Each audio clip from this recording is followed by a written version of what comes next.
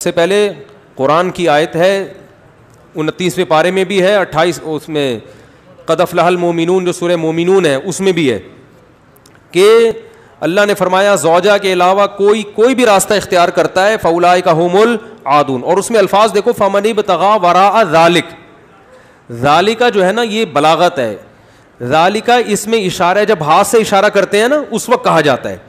گویا اللہ تعالیٰ آپ کو آپ کی زوجہ کی طرف اشارہ کر کے کہہ رہا ہے کہ یہ جو بیوی ہے نا, بیوی کے یہ والا آپشن, اس کے علاوہ آپ کے پاس کوئی دوسرا آپشن نہیں ہے. کوئی اشارہ کر دیا, اس میں اور بلاغت ہے کہ یہ اسی میں بند ہے, آپ کے پاس اپنی خواہش پوری کرنے کے باقی تمام دروازے بند. وراء ذلک اللہ نے فرمایا یہ جو راستہ میں بیان کر رہا ہوں یہ اشارہ کر دیا الا علی ازواجہم او ما ملکت ایمانہم. تو بہت زیادہ غلو ہے اس آیت میں, مبالغہ ہے یہ بتانے کے لیے کہ تمام راستے اس کے علاوہ بند ہیں. دوسرا قرآن میں سورہ نور کی جو آیتیں ہیں وَلْيَسْتَعْفِفِ الَّذِينَ لَا يَجِدُونَ نِكَاحًا, جو نکاح نہیں پاتے, موجود نہیں پاتے نکاح, انہیں چاہیے کہ پاک دامنی کے ساتھ رہیں. وہ یہاں بھی ہے. اور نکاح موجود نہ پانے کا مطلب کیا ہے کہ آپ کی مالی حیثیت ایسی ہے کہ اس کے حساب سے آپ کو کوئی رشتہ دینے کے لیے تیار نہیں ہے. تیسری آیت 5ویں پارے کی ابتدائی آیتیں ہیں, اس میں اللہ نے فرمایا کہ جو آزاد عورت سے نکاح کی طاقت نہیں رکھتا وہ کسی کی باندی سے نکاح کر لے. تو اب باندیاں تو نہیں ہیں, مطلب قرآن کا حاصل یہ ہے کہ اپنا معیار نکاح میں گرا دے, نقصان کرے اپنا, کوئی بات نہیں ہے, لیکن پھر بھی دوسرے راستے ان کو اختیار نہیں کر سکتا. تو اس لیے اگر آپ کے پاس پیسے نہیں ہیں, کوئی نکاح کے لیے تیار نہیں ہے, اپنا معیار آپ گرائیں, آپ کو دوسرے راستوں ہینڈ پریکٹس اور اس جیسے بے حیائی کی آپ کو اجازت, نہ زنا کی طرف نہ کسی اور راستے کی طرف جانے کی اجازت ہے. یہ تیسری دلیل ہو گئی کہ نکاح کا معیار آپ کو گرانا پڑے گا اپنا. اور رہا یہ مسئلہ کہ یہ کیسے ہو سکتا ہے, میرا تو اسٹینڈرڈ ہے, تو بھائی دنیا کو مسافر خانہ سمجھو, تو اسٹینڈرڈ گیا تیل لینے, ٹھیک ہے نا, اچھے سے اچھے کی تلاش کریں لیکن برائی سے تو اچھا ہے نا. حضرت عبداللہ بن عباس رضی اللہ عنہ سے روایت ہے کہ ایک شخص آیا, اس نے کہا کہ میں ہاتھ سے اپنے آپ خواہش پوری کرتا ہوں, ایک روایت ہے. تو حضرت عبداللہ بن عباس نے نفرت سے منہ پھیر لیا اور فرمایا کہ تو باندھی رکھ لیتا یہ تیرے لیے زیادہ بہتر. تو یہ تیسری دلیل ہو گئی. چوتھی دلیل صحیح حدیث ہے حضرت عثمان بن مظعون رضی اللہ تعالی عنہ کی. وہ فرماتے ہم سفر میں ہوتے تھے, بیوی سے دوری ہم پہ بہت شاق گزرتی تھی, ظاہر زنا میں پڑنے کا خطرہ تھا, تو ہم نے نبی سے اجازت لی کہ ہم اپنے آپ کو خسی کر دیں, اپنی جو خواہش ہے وہ کیا کر دیں, ختم, کوئی ایسی دوا کھائیں, کچھ بھی کر لیں, آج کل آپریشن بھی ہوتا ہے. تو لو اجازنا لاختصینا, حدیث کے الفاظ ہے, اتنی ٹینشن میں تھے ہم کہ اگر نبی ہمیں اجازت دیتے تو ہم اپنے آپ کو خسی کر لیتے, لیکن نبی نے اس کی پرمیشن نہیں دی. اب دیکھو صحابی رسول اتنی شدید ٹینشن میں بھی اس کا حل یہ نہیں تلاش کر رہے کہ ہاتھ سے اپنے آپ کو مطمئن کر لیں, اتنی شدید ٹینشن میں بھی. اگر اس کی اسلام میں ذرہ برابر بھی گنجائش ہوتی تو ذرا سا تو اشارہ ملتا نا, صحابہ کر لیتے یا ان کو اشارہ دے دیا جاتا کہ بھائی اپنے آپ کو خسی کرنے کے پر آ گئے ہو, اپنی اللہ کی تخلیق کو تبدیل کر رہے ہو, تو اس سے بہتر ہے کہ تم اپنی تسکین کر لو اس طریقے سے. اس کی پرمیشن کا کہیں تذکرہ نہیں ملتا. اس کا مطلب ہے کہ اس نبی نے وہاں کیا فرمایا صحابی کو, نہانا عن التبتل, نبی نے فرمایا نکاح سے دور بھاگنے سے منع کیا. تو فرمایا نا نا نا نا نا تزوج الودود الولود, فرمایا یہ اللہ نے خواہش اس لیے رکھی ہے کہ تم نکاح کی طرف کیا ہو جاؤ, مجبور ہو جاؤ. یہ کتنے دلائل ہو گئے, بولو نا بھائی, 4 دلائل ہو گئے. اور بھی بہت کچھ ہے اس پہ بولنے کے لیے, میں مختصر بات سمیٹ رہا ہوں. اصل میں لوگ جو یہ کہتے ہیں نا کہ یار ہم مجبور ہیں تو کیا کریں, ہم یہ تو خواہش اتنی جب مسلط ہو جاتی ہے ہمارے اوپر, یہ تو اس سے جسم کو بھی نقصان ہوتا ہے, مینٹلی بھی آدمی ڈسٹرب ہوتا ہے. تو یاد رکھو یہ اللہ نے آپ پر اتنی زبردست خواہش اس لیے مسلط کی ہے تاکہ آپ نہ چاہتے ہوئے بھی شادی پر مجبور ہو جائیں, اور شادی میں فطرت آپ کے دلائل ماننے کے لیے تیار نہیں ہے.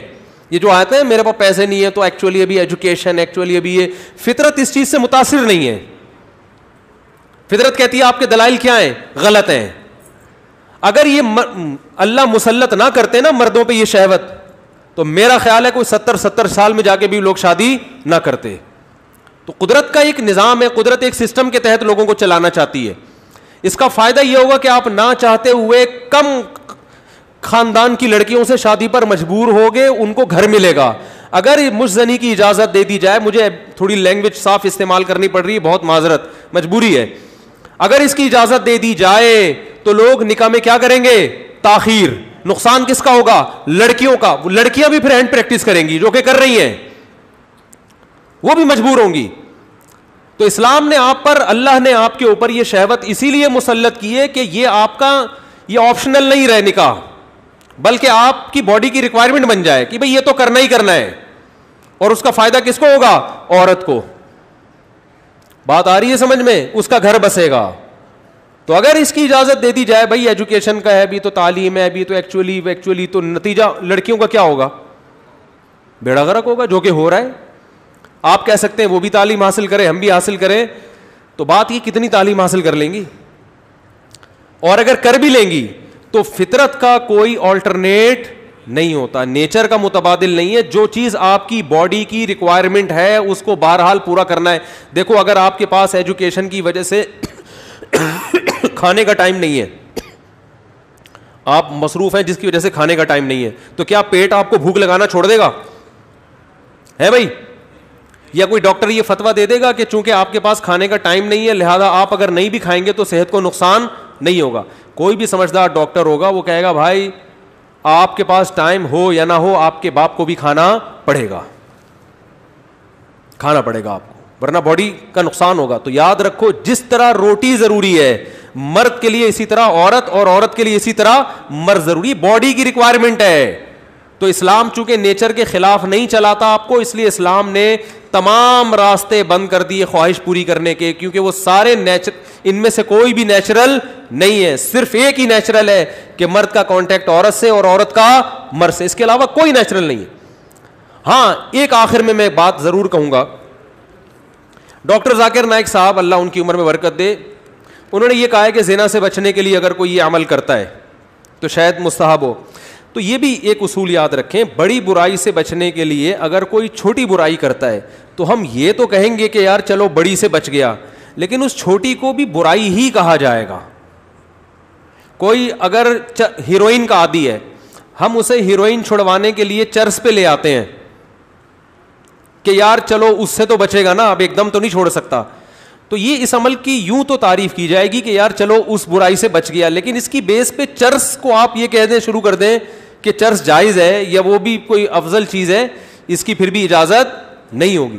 تو اصل راستہ یہی ہے کہ کسی کو زنا کا خطرہ ہے بھاگے وہاں سے بس, اور وہ کس کی طرف لپکے؟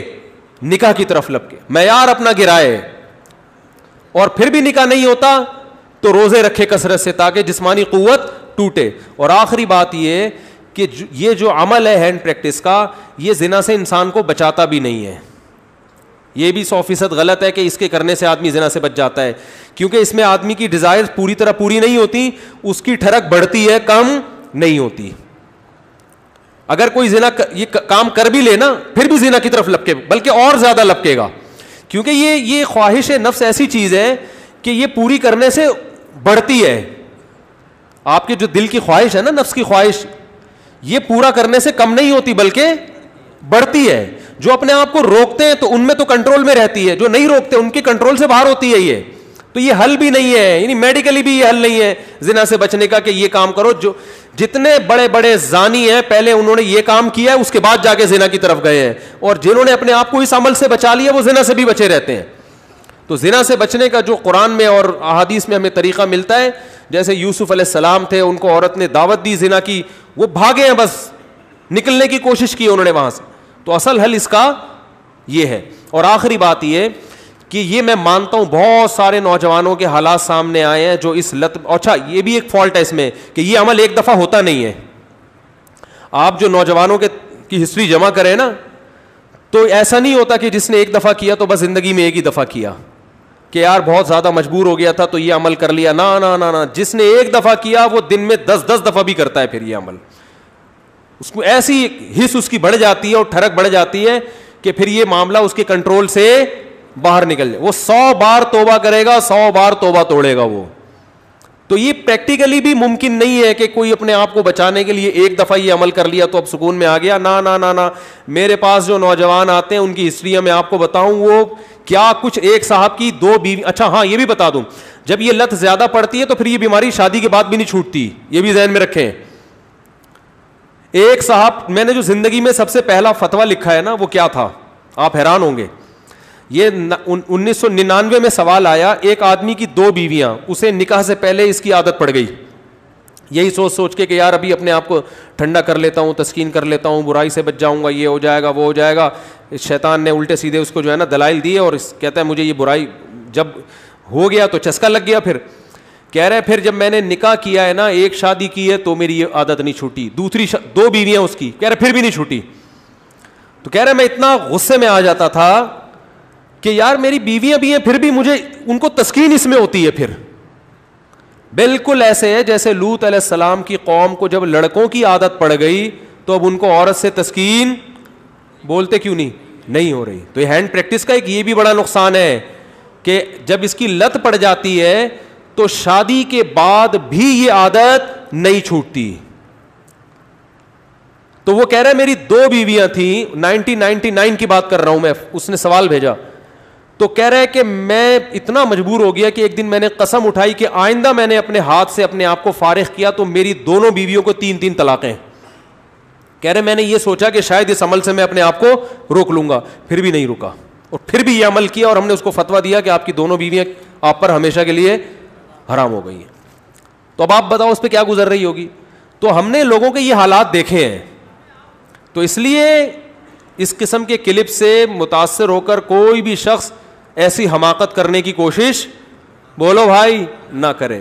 اور میرا مقصد آپ کو کسی کو مایوس کرنا نہیں ہے. اگر کوئی نوجوان اس بیماری میں مبتلا ہو گیا ہے تو حدیث میں آتا ہے ما انزل اللہ من داء الا انزل له شفاء, ہر بیماری کا اللہ نے شفا پیدا کی ہے. تو مایوس نہ ہو. وہ سب سے پہلے تو وہ نکاح کرے تاکہ معاملہ آگے بڑھے نہیں, کیونکہ اگر نہیں کرے گا نا یہ پھر یہاں تک رکے گا نہیں معاملہ. کیونکہ یہ لڑکے پھر جب یہ کام کرتے ہیں پھر وہ انٹرنیٹ پر فحش فلمیں بھی دیکھتے ہیں, پھر وہ تصویروں کی طرف بھی جائے گا, بد نظری کی طرف بھی, اور پھر یہ بڑھتا رہا, پھر وہ زنا کا متلاشی ہوتا ہے کہاں مجھے موقع ملے. تو اس لیے میرے بھائی اپنے آپ کو روکنے کی کوشش کرنی چاہیے. تو اس کا پہلا اسٹیپ یہ ہے کہ سب سے پہلے آپ یہ عزم کریں کہ میں نے اپنے آپ کو اس برائی سے ہر قیمت پہ دور کرنا ہے. یہ میرا ایم ہے, میرا عزم ہے. اگر آپ ارادے میں ہی ڈھیلے ہیں تو بھائی پھر معاملہ کیا ہو جائے گا, خراب ہو جائے. تو پہلے تو کیا کرنا ہے, پکا عزم کرنا ہے. اب دوسرا علاج کے طریقے دریافت کرنے آپ نے. سب سے پہلا کام یہ کرنا ہے کہ انسان کو جہاں برائی کی عادت پڑتی ہے نا وہاں برائی چھوٹتی نہیں ہے.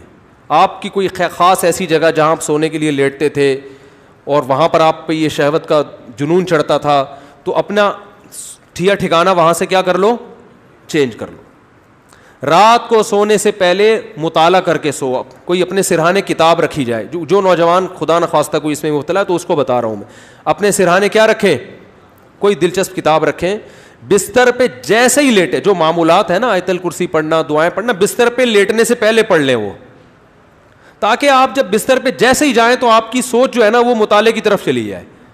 تو فوراً آپ نے کیا کرنا ہے, جیسے ہی سونے کے لیے لیٹے کتاب آپ کے پاس ہونی چاہیے. بستر پہ جاتے ہی آپ اس کتاب کا مطالعہ کرنا شروع کر دیں. انسان جیسے ہی لیٹ کے مطالعہ کرتا ہے اس کو نیند آ جاتی ہے, آپ سو جائیں گے. کیونکہ زیادہ تر نوجوانوں کے پر یہ اٹیک رات کے ٹائم ہی ہوتا ہے. دوسرا کام ہو گیا. تیسرا مسئلہ یہ ہو گیا کہ آپ کسی ڈاکٹر کو بھی بتائیں, ماہر نفسیات کو, لیکن ماہر نفسیات سے کہیں کہ مجھے یہ برائی چھڑوانی ہے, کیونکہ ماہر نفسیات بعض دفعہ اور ڈال دیتے ہیں اس برائی میں. ایسے نفسیاتی ڈاکٹر بھی ہیں, وہ کہتے ہیں اس سے کوئی نہیں, ڈپریشن کا علاج ہے. اور بھائی ساری ڈپریشن کے اور بہت سارے علاج ہیں دنیا میں, وہ علاج وقتی ہے. جیسے سٹا لگانے سے نا وقتی طور پہ ٹھیک ہو جاتا ہے, تو اب یہ بیوقوفی ہے نا کہ سٹے لگا لگا کے ڈپریشن کا علاج, اس سے ڈپریشن بڑھتی ہے, کم نہیں ہوتی. وقتی کم ہوگی, اگلے دن اس سے بڑا اٹیک ہوگا آپ کے اوپر, سارا دن پھر یہی کرتا رہے گا. ایسے ایسے لڑکے آ کے بتاتے ہیں کہ آدمی حیران ہوتا ہے, یار تمہاری ہڈیوں میں اتنا جوس کہاں سے آیا, تم مر کے ختم ہو جاؤ گے اللہ کے بندو. تو وہ یہی کرتے رہتے ہیں ڈپریشن. تو ماہر نفسیات بھی الو سب کچھ سب کو نہیں پتا ہوتا. تو ماہر نفسیات سے بولیں کہ مجھے یہ برائی چھڑوانی ہے ایسی کی تیسی, آپ کی باقی افلاطونیاں بقراتیاں اپنے پاس رکھو, آپ یہ برائی مجھے کیا کرنی ہے. تو نفسیاتی بھی ٹوٹکے ہوتے ہیں, کچھ طریقے ہوتے ہیں. کوئی ماہر ڈاکٹر ہوگا انشاءاللہ آپ کو ایسے طریقے بتائے گا, ایسے ٹوٹکے بتائے گا, ایسی تدبیریں بتائے گا کہ آہستہ آہستہ یہ برائی آپ سے انشاءاللہ چھوٹ جائے گی. اور ایک اور کام, دعا بھی مانگنی ہے. کسی شیخ سے اصلاحی تعلق بھی قائم کرو, ان کو بھی بتاؤ اپنی بیماری.